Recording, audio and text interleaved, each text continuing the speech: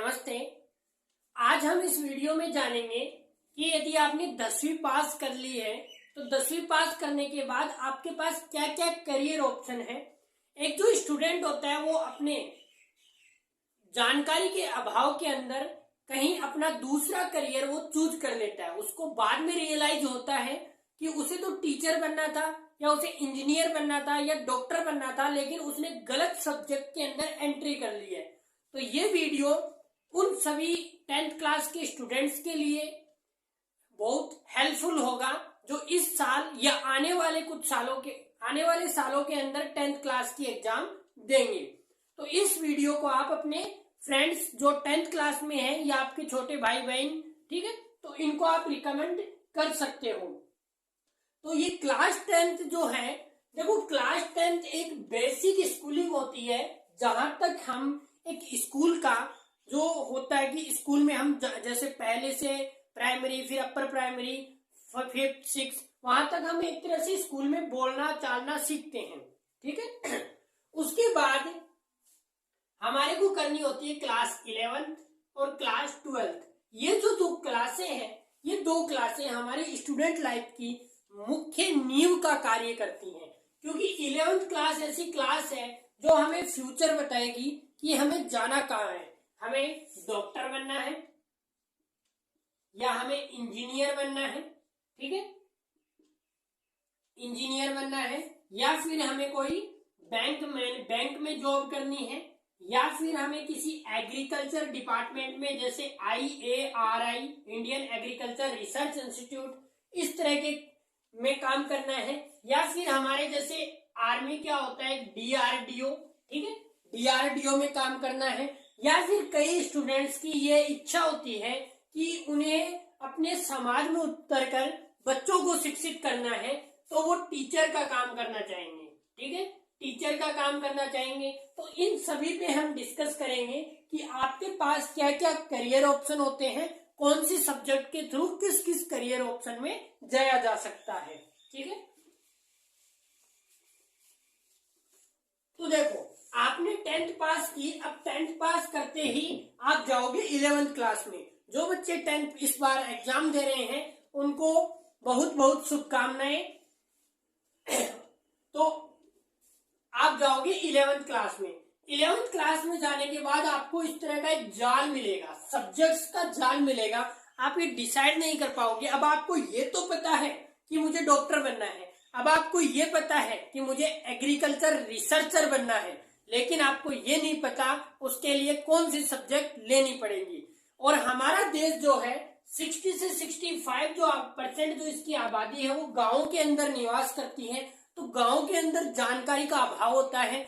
हर जो वर्ग है वो हमारा मिडिल क्लास फैमिली होती है, तो इसके अनुसार हम जो है इतनी अच्छी से जानकारी एकत्रित नहीं कर पाते।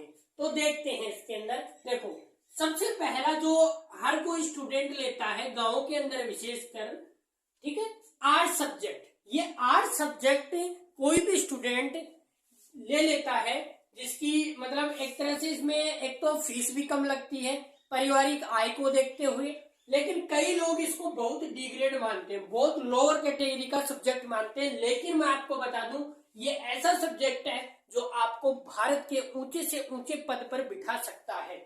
IAS IFS जैसे पदों पर बिठा सकता है। अब ये IFS IAS क्या है, थोड़ी देर में हम इनकी चर्चा करेंगे, ठीक है। देखो आर्ट्स में भी एक सब्जेक्ट्स का भंडार है आर्ट्स। इसके अंदर आपका आ जाता है हिस्ट्री, पॉलिटी, हिंदी के अंदर इतिहास, ठीक है, और राजनीति विज्ञान, और आपका आ जाता है इसमें हिंदी लिटरेचर, हिंदी साहित्य, ठीक है, और इसमें आ जाता है आपका ड्राइंग चित्रकला, ठीक है, चित्रकला। तो ये सारे सब्जेक्ट आ सकते हैं। अब देखो कितने भारी भारी सब्जेक्ट हैं। चलो हिस्ट्री को आप थोड़ा नॉर्मल ले सकते हो, मैं नॉर्मल नहीं लेता हूं इसको, लेकिन आप नॉर्मल ले सकते हो, मान सकते हो कि क्या पता कौन सा राजा कब मरा, क्या हुआ, हमें नहीं लेना देना। लेकिन पॉलिटी जो सब्जेक्ट है, पॉलिटी सब्जेक्ट के कारण आज हमारा देश चल रहा है। उसी सब्जेक्ट के कारण हमारे देश में 28 राज्य चल रहे हैं, 8 केंद्र शासित प्रदेश चल रहे हैं, पूरे देश चल रहा है उससे। और पूरे देश के अलावा उससे हम दुनिया के अंदर अपना महत्व बढ़ा के रखते हैं इसी पॉलिटी के कारण। हिंदी सब्जेक्ट ऐसा कोई देश नहीं मिलेगा आपको, कुछ देशों को छोड़कर, जहां पे आपको हिंदी भाषी लोग ना मिलते हो। ठीक है, मैं यहाँ किसी भाषा के लिए नहीं बोल रहा हूँ, भाषा अपनी जगह होती है, हिंदी सब्जेक्ट के लिए बोल रहा हूँ। ठीक है, ठीक है।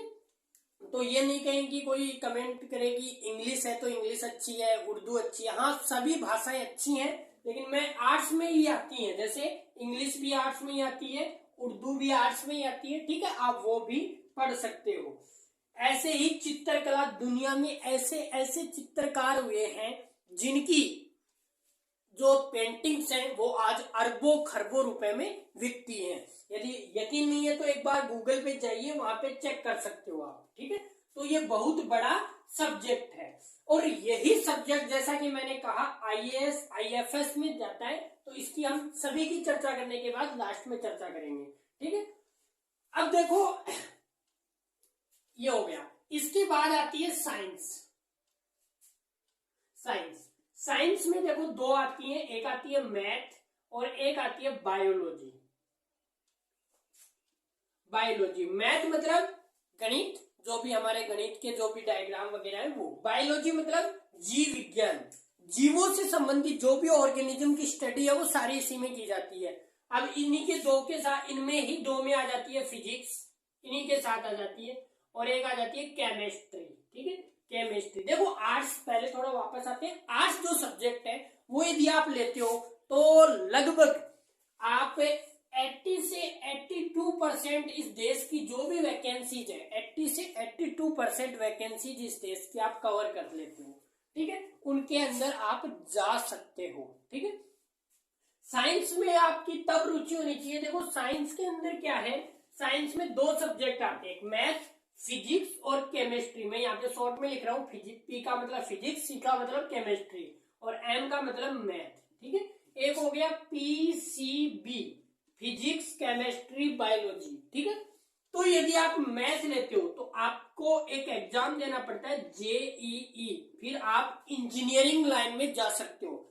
आज जो जितने भी बड़े बड़े आप पुल देखते हो, जैसे मेट्रो का पुल, या आज देश में बुलेट ट्रेन बन रही है, आपको कमेंट करके ये बताना है यदि आपकी जानकारी में है, बुलेट ट्रेन किस राज्य से किस राज्य में जा रही है और पहला स्टैंड कौन सा, उसका लास्ट कहां से कहां तक चल रही है। ठीक, जेईई। तो जेईई का एग्जाम देके, जैसे आज मैं इस जो यूट्यूब पे आप मुझे सुन रहे हो, ये यूट्यूब भी इंजीनियर ने बनाया, जिसे सॉफ्टवेयर इंजीनियर कहते हैं। आप जो पुलिया देख रहे हो वो भी इंजीनियरिंग ने बनाया है, उसको बनाया सिविल इंजीनियर बोलते हैं उसको। ठीक है, इस तरह से आप, या आप अपने मोबाइल में जैसे बहुत सारे ऐप आते हैं, व्हाट्सएप हो गया, फेसबुक हो गया, या और अन्य ऐप हो गए, वो सारी चीजें आप जो बनाते हैं वो ये मैथ वाले बनाते हैं। ठीक है, ये सॉफ्टवेयर बनाते हैं। तो आपकी यदि इंजीनियरिंग लाइन में, सॉफ्टवेयर में इस तरह की कोई रुचि हो तो आप इसमें जा सकते हो। ठीक है, यदि आपकी रुचि है डॉक्टर बनने में, तो आप फिजिक्स केमिस्ट्री बायोलॉजी से 12वीं पास कीजिए। फिर इस भारत में एक एग्जाम होता है नीट का, नेशनल एलिजिबिलिटी एंट्रेंस टेस्ट। इस नीट के एग्जाम को देके आप जितने भी मेडिकल के फील्ड है, जितने भी, चाहे वो एमबीबीएस हो, बीएचएमएस हो, बीएएमएस हो, बीयूएमएस हो, बीवाईएनएस हो, सारे के अंदर आप एडमिशन ले सकते हो। ये मैंने जो नाम बोले, बीएचएमएस, बीएएमएस, बीवाईएनएस, ठीक है, और बीयूएमएस, ये चार है। एक मैंने बोला एमबीबीएस, एक होता है बीडीएस, एक होता है वीवीएससी, ये पशुओं के लिए होता है। ठीक है, और भी बहुत सारे जैसे आप नॉर्मल जानते होंगे, नर्सिंग वगैरह। तो ठीक है, तो ये मुख्य जो कोर्स है ये क्या होते हैं, यदि आप कमेंट करोगे तो मैं इन पे एक फुल डिटेल्ड वीडियो बना दूंगा कि कैसे जाना पड़ता है, नीट में सेफ स्कोर कितना होता है, कौन इसकी काउंसलिंग वगैरह कराता है, वो सारी चीजें। ठीक है, और वैसे मैंने नीट पे एक वीडियो बनाया है, मैं उसका लिंक जो है नीचे डिस्क्रिप्शन में डाल दूंगा। बाकी ये कोर्सेज कहाँ होते हैं, कितनी मेडिकल इनकी कॉलेजें हैं, कैसे जाना होता है, और बहुत डेप्थ में इनकी जानकारी यदि आप कमेंट करते हो तो मैं बता दूंगा। तो आप इस सेक्टर के अंदर जा सकते हो यदि बायोलॉजी लेते हो, ठीक है। तो आपको पता चल गया दो सब्जेक्ट के बारे में, आर्ट्स और फिजिक्स, केमिस्ट्री और मैथ और बायोलॉजी, ठीक है। अब देखो तीसरी सब्जेक्ट आती है आपकी कॉमर्स। यदि आपको देखो बैंकिंग सेक्टर में आजकल क्या हो गया है कि यदि आप नॉर्मल जो पोस्टें होती हैं वहां पे पीओ वगैरह की, पीओ, ठीक है, तो वहां पे आप यदि किसी भी सब्जेक्ट से आपने ग्रेजुएशन कंप्लीट किया है, ग्रेजुएशन माने तो 12th के बाद 3 साल का कॉलेज यदि आपने कंप्लीट किया है, तो आप भारत के किसी भी बैंक में जा सकते हो, ठीक है। एक एग्जाम लगता है पीओ का, ठीक है, पीओ में भी जा सकते हो या और क्लर्क वगैरह में भी जा सकते हो। लेकिन यदि आपको देश के ऊंचे पदों पर जाना है, बैंकों में ऊंचे पदों पर, जैसे कि गवर्नर, ब्रांच मैनेजर, जो ब्रांच मैनेजर एक ब्रांच की जो मुखिया होता है ब्रांच मैनेजर, या जैसे आरबीआई का गवर्नर, या फिर एसबीआई में गवर्निंग बॉडी, उनकी जो बैंक चलाने वाला होता है, उनमें जाना है तो आप कॉमर्स ले सकते हो। इस कॉमर्स के अंदर एक सब्जेक्ट आता है अकाउंटिंग, एक आता है इकोनॉमिक्स, ठीक है। तो ये सब्जेक्ट्स आते हैं जहां पे आप इनको पढ़ के फिर बैंकिंग सेक्टर के अंदर जा सकते हो, ठीक है। एक सब्जेक्ट आता है आपका एग्रीकल्चर, कृषि विज्ञान। एग्रीकल्चर सब्जेक्ट लेके आप देश में अभी एग्रीकल्चर फील्ड में जा सकते हो, और देश को अभी इसकी बहुत आवश्यकता है, क्योंकि आजादी के बाद जो देश की आबादी थी वो लगभग 60% आबादी इस पे डिपेंड करती थी एग्रीकल्चर पे। लेकिन अभी लेटेस्ट आंकड़ा ये है लगभग 20 से 25% आबादी ही कृषि पर निर्भर है, बाकी सारे उद्योग धंधे खुल चुके हैं।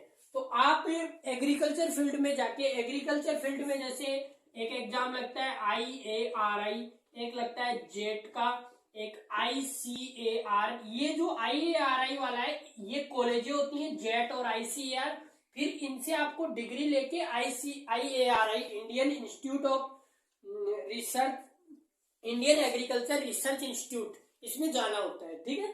तो ICAR वगैरह का हर साल एग्जाम लगता है, नीट का भी हर साल लगता है, JEE का भी हर साल लगता है, ठीक है। तो इनमें जा सकते हैं, ठीक है। तो ये सारे आपके जो फील्ड है एग्रीकल्चर के, कॉमर्स के, बायोलॉजी के, ये मैंने आपको बताए। अब मैं कुछ ऐसे आपको फील्ड बता रहा हूं जो इनमें से आप कोई भी सब्जेक्ट यदि लेते हो, कोई भी ऑल इन वन कोई भी सब्जेक्ट आप लेते हो तो आप उनमें जा सकते हो, ठीक है। अब देखो पहला ऐसा हमारा है, देश की सबसे ऊंची पोस्ट होती है IAS, एक होता है IFS, एक होता है IR, ये मैं गलत लगा रहा हूं, ठीक है। IAS, IFS, IRS या और भी बहुत सारी पोस्टें होती हैं। इनमें जाने के लिए आप किसी भी सब्जेक्ट से, अभी आपने 10वीं कर ली, फिर आप 12वीं करिए, ठीक है। 12वीं के बाद आप 3 साल की कॉलेज करिए।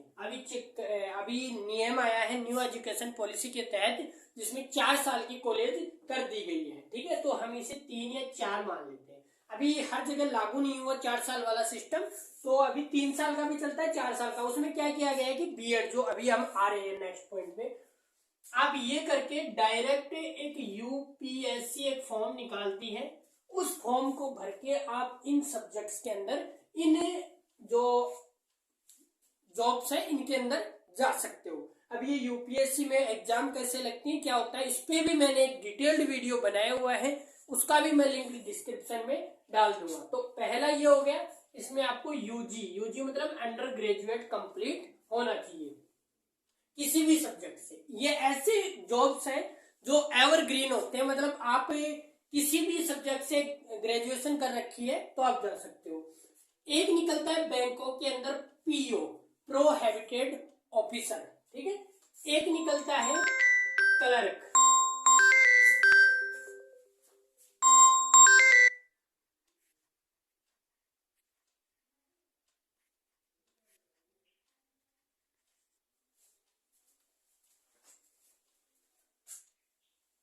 एक निकलता है क्लर्क,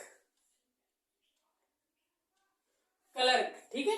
क्लर्क की जॉब है, इसमें भी आपको यूजी पास आउट होना चाहिए, मतलब कॉलेज पास आउट होना चाहिए किसी भी सब्जेक्ट से। फिर अलग अलग बैंकों में, जैसे SBI बैंक है तो SBI PO, bank of Baroda है तो बैंक ऑफ बड़ौदा का पीओ, बैंक ऑफ बड़ौदा का क्लर्क, ऐसे ही इंडियन बैंक, जो भी हमारे देश में गवर्नमेंट बैंक है उनमें आप जा सकते हो। ठीक है, ये हो गए दो। अब तीसरा आता है जैसे कि वीडियो। ठीक है, वीडियो पटवारी, वीडियो मतलब विलेज डेवलपमेंट ऑफिसर, जिसे कई राज्यों के अंदर ग्राम सेवक कहा जाता है, वो एक पटवारी। ठीक है, ये भी आप यदि किसी भी सब्जेक्ट से आपने ग्रेजुएशन कर रखी है, मैं यहाँ पे इनका आपको सिलेबस नहीं बता रहा हूं, यदि आप कमेंट करोगे तो एक एक का डिटेल में वीडियो बहुत लंबा हम पूरा बना सकते हैं। आप यदि कमेंट करोगे, आपकी रिक्वायरमेंट रही तो बनाएंगे। ठीक है, अभी मैं ब्रीफ में आपको समझा रहा हूँ क्या क्या आप कर सकते हो। वीडियो पटवारी ये आप भर सकते हो यूजी। ठीक है, अगला देखो, ये हो गया विलेज डेवलपमेंट ऑफिसर। एक जैसे ये वाली जो जॉब थी UPSC, union public service commission करवाता है, ये पूरे देश की एक होती है, पूरे देश की होती है। ठीक है, हर साल होती है ये वैकेंसी, जो भी मैं बता रहा हूँ ये हर साल नहीं होती है, ये वाली हर साल होती है। ठीक है, इसके फॉर्म आते हैं यूपीएससी सीएससी के नाम से। ठीक है, और इसके पीओ क्लर्क के नाम से आते हैं। ये वाली जो वैकेंसी है 4th नंबर की, इसे बोलते हैं पीसीएस। ठीक है, public PSC, public service commission. ठीक है, जैसे कि राजस्थान में आता है आरपीएससी, मतलब ये वाली तो सेंटर की हो गई। ऐसे ही अपने राज्य अलग से देते हैं, जैसे राजस्थान पब्लिक सर्विस कमीशन ये रिक्रूटमेंट करता है आरएएस के लिए, राजस्थान एडमिनिस्ट्रेटिव सर्विस। ऐसे ही एमपी पीसीएस, ठीक है, Madhya Pradesh public service commission. ऐसे ही UP PCS, Uttar Pradesh public service commission. इस तरह से तो ये कुछ ऐसी थी जो मैंने आपको बताई। अब देखो थोड़ा सा हम 12th बेस पे भी देख लेते हैं। 12th बेस पे यदि आप देखोगे तो आपने 12वीं पास किए तो आप क्लर्क का एग्जाम दे सकते हो, जिसे एलडीसी बोलते हैं, लोअर डिवीजन क्लर्क। हाँ, एक इसमें 5वें नंबर पे आता है यूडीसी, जो अलग अलग सेक्टर्स में निकलता ही रहता है, अपर डिवीजन क्लर्क। ठीक है, एक आता है ये वाला clerk, lower division clerk, LDC. ठीक है, तो इनकी आप वैकेंसी की दे सकते हो। अब मैं ऐसी वैकेंसी बता रहा हूं, ये कुछ हो गई। अब एक और रह गई जो आप किसी भी सब्जेक्ट से हो तो आप उसमें जा सकते हो। अब देखो लास्ट हमारी है टीचर। यदि आप एक टीचर बनना चाहते हो, टीचर बनना चाहते हो तो टीचर कैसे बना जाता है वो देखो। इसमें देखो सबसे पहले आपको देखो, इसमें भी 2-3 तरह आते हैं टीचर बनने के लिए। पहला, यदि आपको 5वीं कक्षा तक का टीचर बनना है, 5वीं क्लास तक का टीचर बनना है, तो आप 12वीं पास कीजिए, एक बीएसटीसी का एग्जाम होता है वो दीजिए, पास कीजिए। ठीक है, उसके बाद आप 5वीं क्लास के टीचर बन सकते हो। कोई कॉलेज रिक्वायरमेंट नहीं है, किसी भी सब्जेक्ट से आपने 12वीं पास किया, बायोलॉजी मैथ कॉमर्स किसी से भी, और एक बीएसटीसी का एग्जाम होता है वो दीजिए और आप 5वीं क्लास तक के टीचर बन जाओगे। ठीक है, अब दूसरा आता है, यदि आपको 8वीं कक्षा तक का टीचर बनना है तो आप 12वीं पास कीजिए, प्लस मैं यहाँ पे लिख रहा हूँ यूजी, यूजी मतलब कॉलेज, अंडर ग्रेजुएट, ये कंप्लीट कीजिए। उसके बाद बीएड कंप्लीट कीजिए। ठीक है, और बीएड कंप्लीट करने के बाद वैकेंसीज निकलती हैं, इसकी भी वैकेंसीज निकलती हैं 5वीं पास की।